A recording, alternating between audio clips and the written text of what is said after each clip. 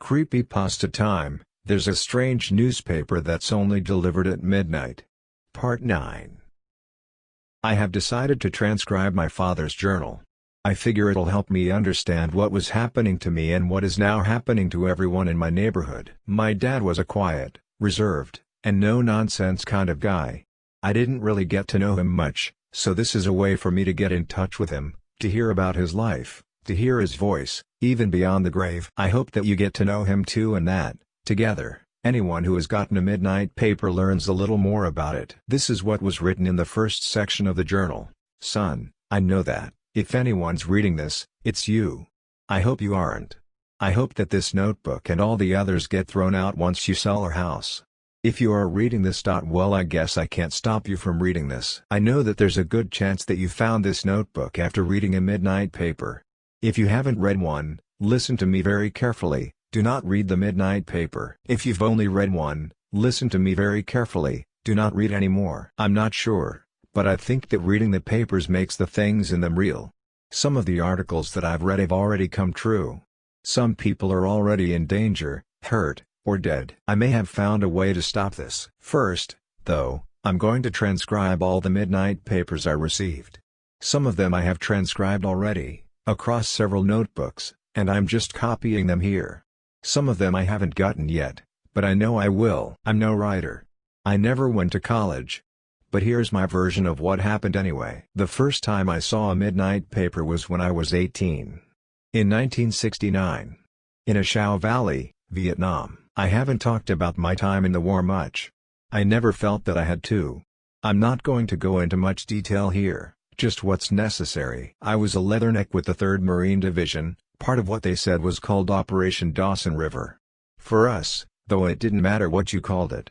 We were just wading through miles and miles of water and elephant grass. I'm from Brooklyn.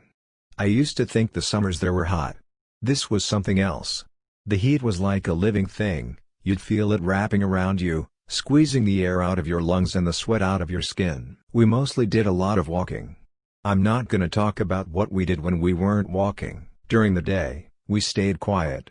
All you'd hear was the sound of the feet of the guy in front of you working into the mud, the feet of the guy behind you, and your feet. We'd eat as we walked. No talking there either.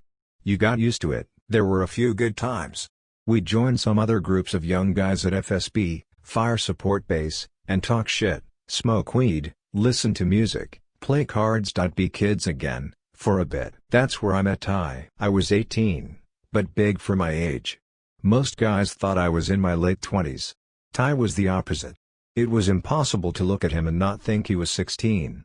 He was skinny, wore glasses that were always scuffed up or caked in grime, and had the deepest voice I'd ever heard. The guy sounded like Leonard fucking Cohen. Anyway, Ty was popular with the guys because he had somehow managed to smuggle in a bunch of comic books, had them mailed to him too. People would trade him a beer, some beef jerky, or even a joint for a Captain America or an Archie. Most of the time, people would pretend to be older than they were, would pretend that they were men, not boys. With Ty it was different. He was like everyone's little brother, and it was cool to sit back, light up, and hear the kid talk about what I'd always thought of as the funny pages. Then one day, Ty got something that wasn't a comic book in the mail. We were on patrol, and we'd set up our rest overnight, spot. You slept sitting down, with your back to another leatherneck so as to watch each other's six. I was back to Ty and he woke me up by muttering something. I didn't quite catch it, but it sounded like not here or out here. What? I asked, turning around to see what he was looking at. There, in front of his feet, was a bundle of black paper. At the time, I thought it was some kind of knapsack. Ty ignored me. He just set his M16 and used a knife to cut the little bundle open. It unrolled itself slowly and there, at the top of what I could now see was a page, were the words "The Midnight Paper." "What is that? A newspaper?" I asked. Ty nodded. "I was getting them back home for a while. Real weird. Always shows up at midnight. They knock on your door, 3 times. I felt something hit my boots 3 times too. Guess I didn't wake up until now." It was almost dawn, and just bright enough to make out the words on the page. "Come on," I said, "read it out loud." Ty didn't look convinced. "I don't know if I should," he said. I lunged like I was going to grab it, and Ty held it at bay. He may have saved my life. Fine, he said. Ty, read the following out loud. Treehead, paranoia on the battlefield. After several reports of a strange creature in the hills of Vietnam, military officers urge all members of the armed forces to remain calm, but vigilant. I thought it was just a tree at first, said, I don't know what kind. Just the type you always see out there. But it kept moving like it was following me around. The first few times, it was sticking out of some tall grass or some bushes, so I couldn't see where it ended. But I saw it standing out in the open once. It's a man. The tree trunk's growing out where the neck should be. It's this huge fucking tree, like 20 feet tall, covered in leaves and everything, like all the other ones out here. But it was coming out where the head should have been. The thing was wearing a uniform too. One of theirs. It had arms, legs, even fucking sandals. It was just like a normal guy with a giant tree where the head should be, you know? I lit the thing up, but it didn't make a sound or nothing. They called me out about shooting without reason, giving away our position. I don't give a shit. Now, every tree I see I'm keeping my gun on. The bizarre tree head phenomenon was even cited as being the cause of a helicopter crash. The thing took out a fucking Huey. Said one witness, the tree part of it was maybe 15 feet at one moment, then it grew to what must have been 100 feet tall. The Huey slammed right into it. Then it shrank back down, like that was what it wanted to do all along. Those in command are convinced they have an explanation for the uncanny sightings. It's paranoia. Plain and simple, said a station dat. We've got people out here who are sleeping 2 to 3 hours a night, if at all. These men are trained to look for enemies in the trees or the tall grass. Seeing an enemy in the trees when he's not really there isn't anything new.